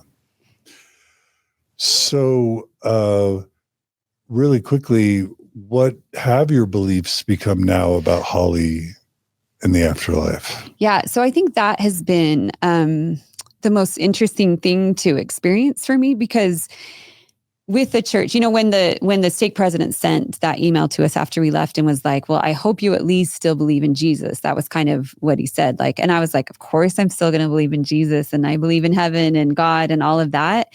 But as I allowed myself to more critically think, I was shocked at how quickly everything dismantled. And I was left with like nothing and everything in the most shockingly beautiful way. Like I can't believe my whole life I had been told that if you leave the Mormon church, you're not going to be happy. You're not going to feel peace. You can't be with your family forever. All these threats really of not being part of the faith. And I didn't experience that. And when I let go of, like, I got to decide what I wanted God to be. I got to decide what Jesus's role in the world was. I got to figure that out for myself. And it has been an amazing process of being able to decide for myself what I believe,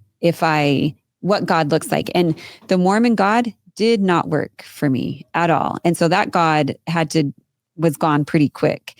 And with that comes my belief in Jesus and then a belief in heaven, until it got stripped down to just where, honestly, I just don't know anymore. And it's not painful to not know. And that's what's been most surprising to me, is that I actually feel like this expansiveness and this beauty in that not knowing, and not trying to put a name to things that nobody actually knows. And the fact that we try and like put it in a box or create this God this certain way is where so much pain comes from. So if you just allow things just to be as they are, the world's actually quite beautiful. And so will I see Holly again? I don't know.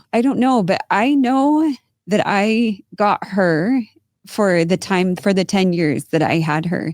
And I know that was beautiful. And I know I have these other 4 children that I'm with right now. And I get to love on them and care about them and love them how they are. And I don't have to expect them to be a certain way. And I know that I get to share this time with my husband, who I love deeply. And I do not take that for granted. I celebrate the living in a way I never did before, because it was all about what came next. Right. And so just the peace I feel, because the struggle I felt with like trying to put Holly in heaven and where is she and how does it work, felt like it didn't feel good. It didn't align. But now the peace I feel, which is like, I don't know, but I know that people heard her sing today and she was alive through that moment, and that I can share her story and she's alive through that. And that's what I can do. And that's what I know now. And it doesn't matter what comes next, because what I know is happening right now is I'm going to love my people more fiercely than I ever did, because they're here right now and I get to be with them. And what a gift it is to have that. They say that one side effect of death, one valuable aspect of death, of the death of a loved one, is it just makes you a lot more attentive to the living you've got left with the loved ones that are remaining. Is that? Absolutely. Absolutely. Yeah. And just the gift it is to be, and now, before I had even at Holly's funeral, I talked about the plan of happiness, and then we lived with God, and then we came here and we're learning, and then we go be with God again, that whole process.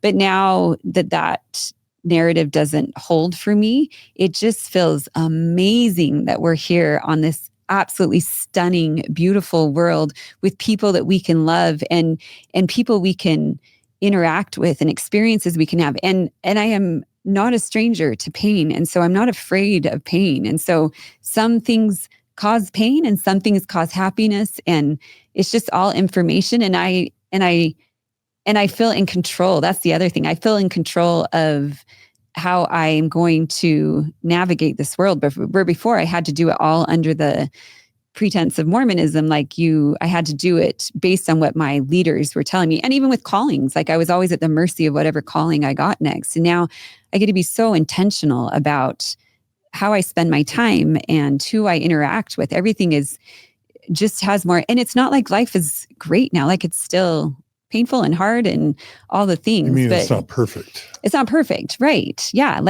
It doesn't, I had a beautiful life in the Mormon church, and I'm also having a beautiful life outside, which I didn't know was possible. Right. I had been led to believe that wasn't going to be an option. Yeah.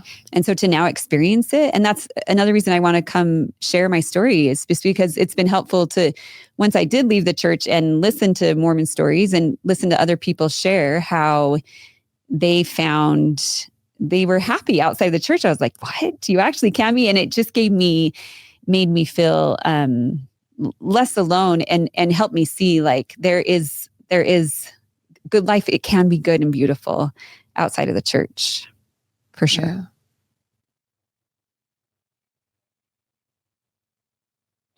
Yeah. So you kind of already answered this, but a lot of my Christian viewers and listeners, and even some faithful Mormons are like, why do you have to give up Jesus? I'm so frustrated, John, as if we screen for this. We don't.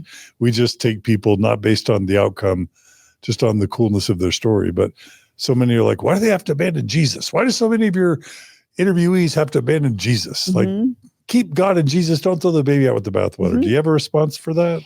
Yeah, I just, I was surprised because I had other people say that when they left the church, that they didn't believe in Jesus anymore. And that scared me. Even after I left the church for those first few months, that scared me to think that I would lose my testimony in Jesus as well.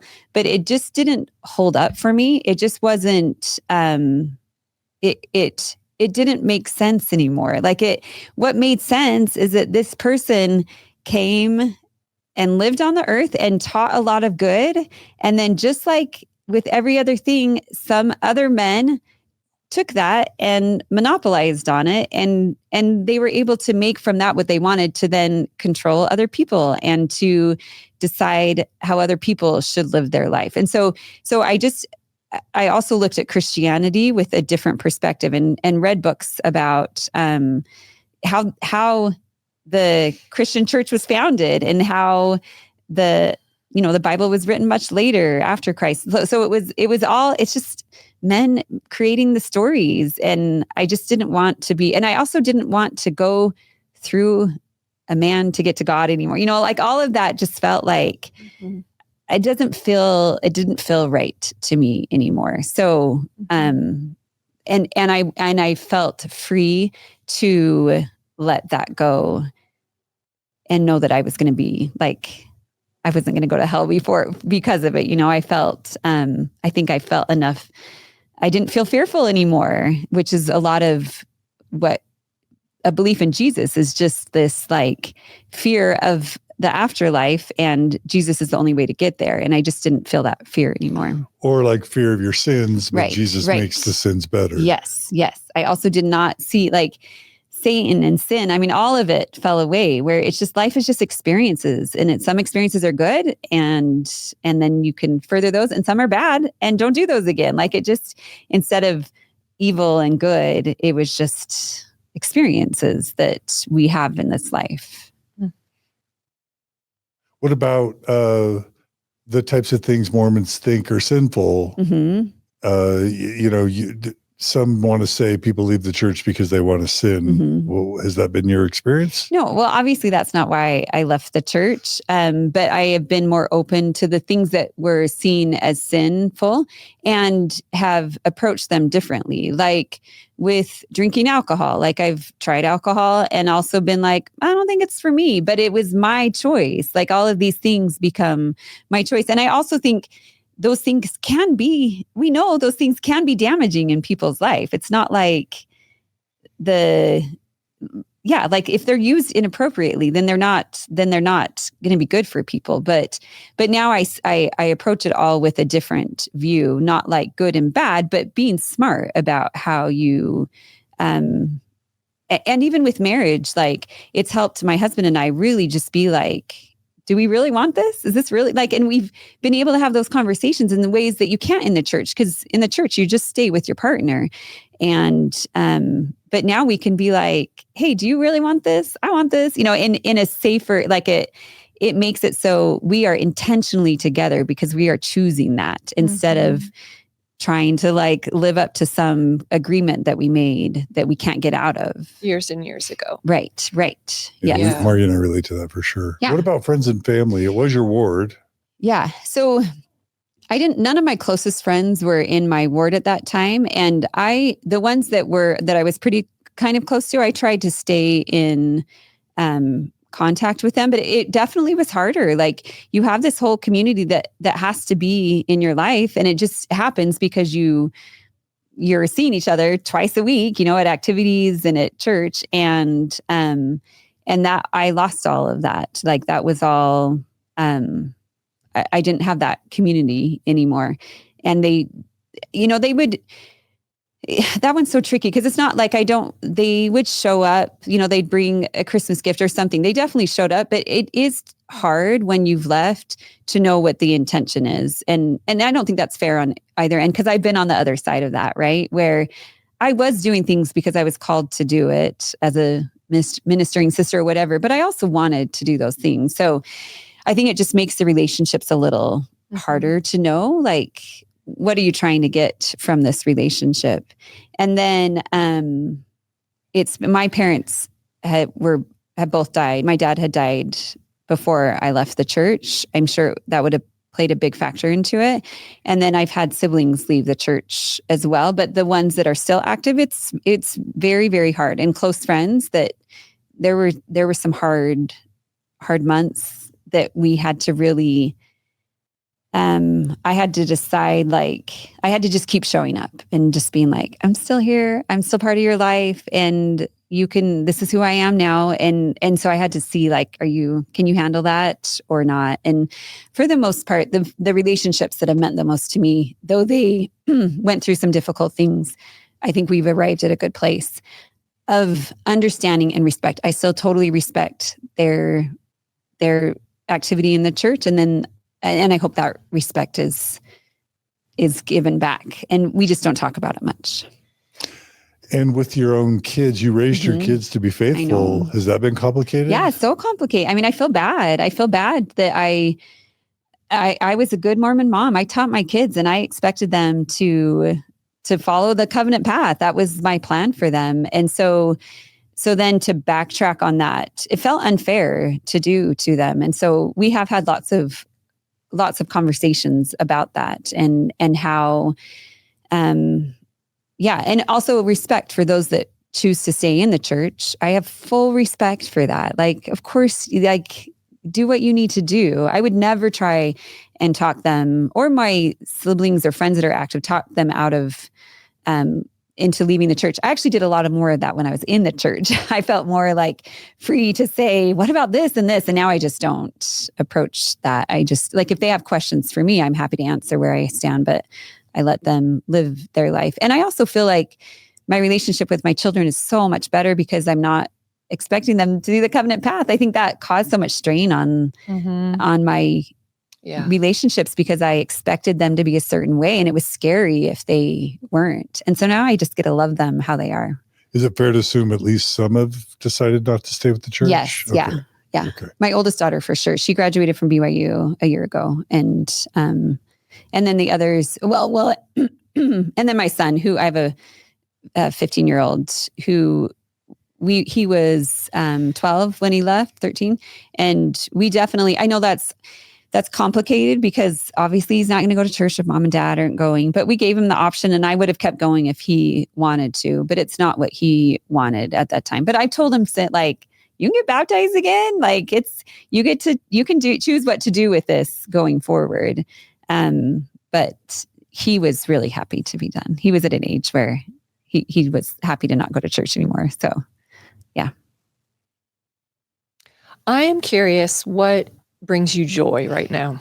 Yeah, so many things. And I think because I have been prescribed joy for so much of my life, like, this is how you find joy. And also I've experienced so much suffering that the things that bring me joy feel extra special right now. Like, I just got to go when Holly was diagnosed, I was turning 40. She got diagnosed on my 40th birthday. And I had a party planned with, like, I was going somewhere and people were flying in for this party and obviously had to get canceled. And such a hard thing, but I just turned 50 in September and I tried again to plan something and actually went to Europe with, for a couple of weeks. My husband came for part of it. My best friends came for part. My sisters came for part of it. And it was just this beautiful, like, full circle moment of me, like, taking ownership of my life and being intentional about finding joy and doing what makes me happy. And to just the fact that I get to experience this life with people I really care about and creating meaningful relationships that feel more special than they ever did. Because a lot of relationships in the church were because I was in the church, but now every relationship I have is because I want that relationship and I want that experience. And also finding ways to still give back to the community. I think there's value in service. Like, the church taught me to serve and to give. And so I still find ways. We are very involved. Like, we've created our community outside of the church. And part of that is this childhood cancer community where we've made dear, dear friends and have volunteered at different things to help other families who are going through the same thing. And just trying to still give to the world and make the world a beautiful place. And also just to enjoy being on it. I just am I'm so much better at listening to myself and what do I want to do, what makes me happy, and feeling okay pursuing that. Where in the church, that was not how I navigated the church. Self. Yes. Yeah, for sure. And that's such a beautiful, fun, like, I just love my body and what it's capable of and the decisions I can make. And it just feels like such a precious opportunity to experience life. Yeah. And nature, I love to be in nature and I spend a lot of time. I feel like that's where I get my spirituality now, is just like seeing what the beauty of Mother Earth and the complexity, and not trying to, the life and death that is in nature, that is also in my own life, and just how it's just this beautiful cycle that I can just appreciate it for what it is, instead of trying to make it something that never, instead of putting it in a box. It feels so expansive and so much bigger than me in the most beautiful, breathtaking way. That's beautiful. Yeah. Okay. My last question, I think, is around what you do. I think your nature kind of and movement maybe might be in here, but like, what do you do to cope when you're suffering? Yeah, I turn to writing a lot. I think that's another reason I wrote my book. And I actually worked through a lot of my leaving the church through writing. Like I processed so much of that through things that I would write out. Like that's where I would turn to. That's always been a resource that I've used to work through things. And then also, yes, I love to exercise. I love to take good care of my body. And then also I surround myself with really amazing people. I'm lucky to have a very supportive husband, children I love, and then some dear, dear friends, a lot of them who have experienced the same thing I have. Whether it's my friends in the childhood cancer community who've also lost children, or my friends who have left the church, and also my friends who are still in the church and accept me for who I am. And it feels even more beautiful that they still love me, even though I think differently than they do. So just surrounding myself with people that bring me joy. And yeah. Beautiful. Thank you. Yeah. Okay. This has been so powerful, so beautiful. Yeah. We're so grateful. And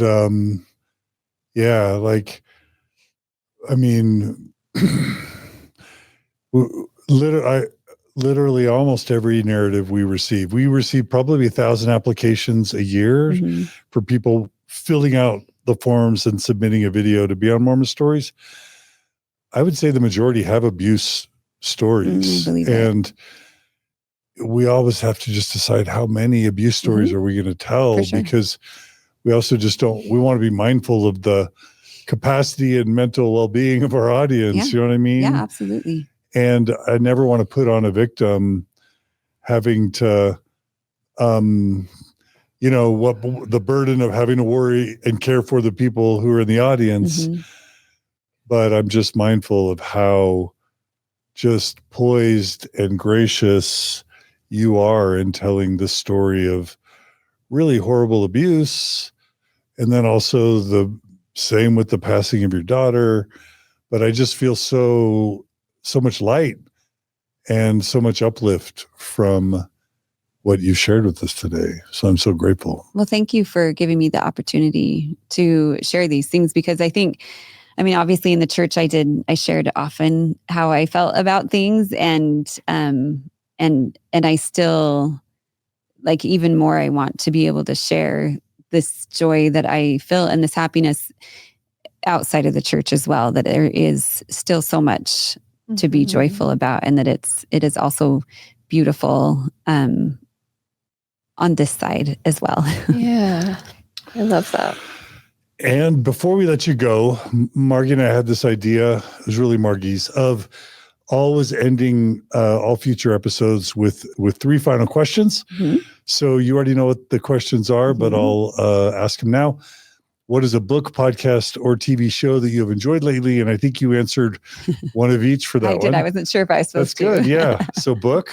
Okay. I love to read, and I have too many. So I'm just sharing the one that I most recently read that I enjoyed. It's called This Is How It Always Is. I love that You've book. read that book. Okay. Okay. It's a beautiful narrative. And I think it touched me so much. So it's about a family who has a transgender child, and then that experience. What do we, as parents, how do we navigate this? And I related to so much because with Holly, like, we had also had impossibly hard things that we had to navigate. And so, anyways, it's a beautiful story about parenting and how difficult parenting and how beautiful parenting can be, even when things aren't traditional and might be a little bit difficult. So it was a beautiful book.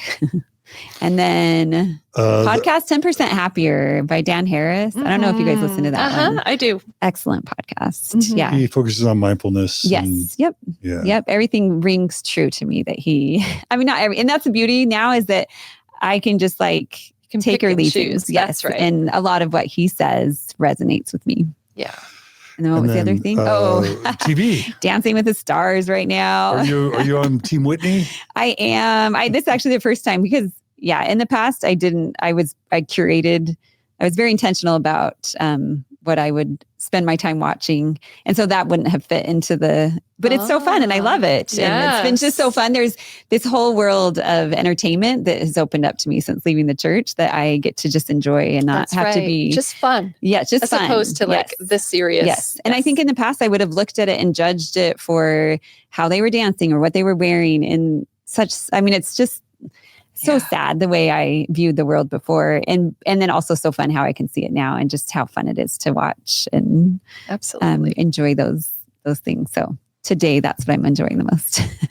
All right. The second question is, who is someone you admire? Oh, my sweet girl, Holly. Yeah, she'll forever be my hero. I told her one day that like what a gift it was to be able to spend every day with my hero. She taught you a couple things. She taught me to look for love, and she taught me how to navigate life even when life is incredibly difficult. That even in pain, you can still find joy, and that has proven true to me my life over and over again. And that she is like she gives me a desire to make the most of my life. Beautiful. Yeah. All right. Last question is, what's something that has been lighting you up lately? Just all those things I already said. Yeah. Just the people I love and being in nature and traveling and seeing this amazing, beautiful world. And just seeing I recognize the hard in this world, obviously. And I also recognize and celebrate the good. Yeah. Well, beautiful. Well, Heidi Bruno, this has been such a pleasure. Mm-hmm. Thank you. And I guess also thank Holly. Mm-hmm. Absolutely. For sharing your Mormon stories. Thank you. Yeah. And Margie, thanks for being here. Thank you. I just want to say, holding you and your story, Holly, and love is everywhere. Thank you. That means a lot. Love is everywhere. Really quickly, thanks to Brooklyn for her help with this episode, and Julia. They do great work behind the scenes along with our board. Just have to throw out a thanks to our donors because we couldn't do any of this, including pay for Heidi's travel expenses and lodging and all that without your support. So if you're a donor, thank you. You make all this possible. You help make all this possible. And if you're not a donor, but you value this type of content and want to see it continue, all you have to do is go to mormonstories.org/donate or mormonstories.org and click on the donate button, sign up to become a monthly donor. And that makes this possible. I got a request recently to do less young people. I got some feedback that we're doing too many 20 or 30 somethings. We need to do more 40 plus, 40, 50, 60, 70 somethings or 80 somethings. Well, we can only do that if people apply. The way that we learned about Heidi is she freaking applied and she made her little 3-minute video and we loved it. And we said, this would be a great story. And that's the way you can be on Mormon Stories. We can't accept every application. What we're looking for are just good stories by good storytellers that have a good sense for why our audience would really connect with their story. Sometimes it's knowing what stories have already been told and who's already been on, but also just knowing who our audience is and what they think and care about. So if you have a story, if you feel like can tell a meaningful story and you have a good story to tell, just apply. You can go to mormonstories.org/apply, or you can go to mormonstories.org, scroll down to find the apply button, fill out the form, record a quick 3-minute video. The video is the most important part. We will not consider your application under almost all circumstances unless you record the video. So please record the video, upload it, send us a link, and we'll review it and let you know if we feel like it's a good fit. We also love your emails at mormonstories@gmail.com, your ideas. Please send them in. And then finally, we love comments. Please subscribe and like to this channel and all the channels. Please share these episodes with others, and commenting always helps. Is interesting, is fun, and helps with engagement. So please do all that as well. Thanks again, Margie. And thanks again, Heidi. Yeah, of course. And again, thanks to everyone. Thanks to Mindy Gledhill as well for her cute, awesome art and her Absolutely. work and service and everybody else. Be good to each other, be kind to each other, be a peacemaker, be a bridge builder.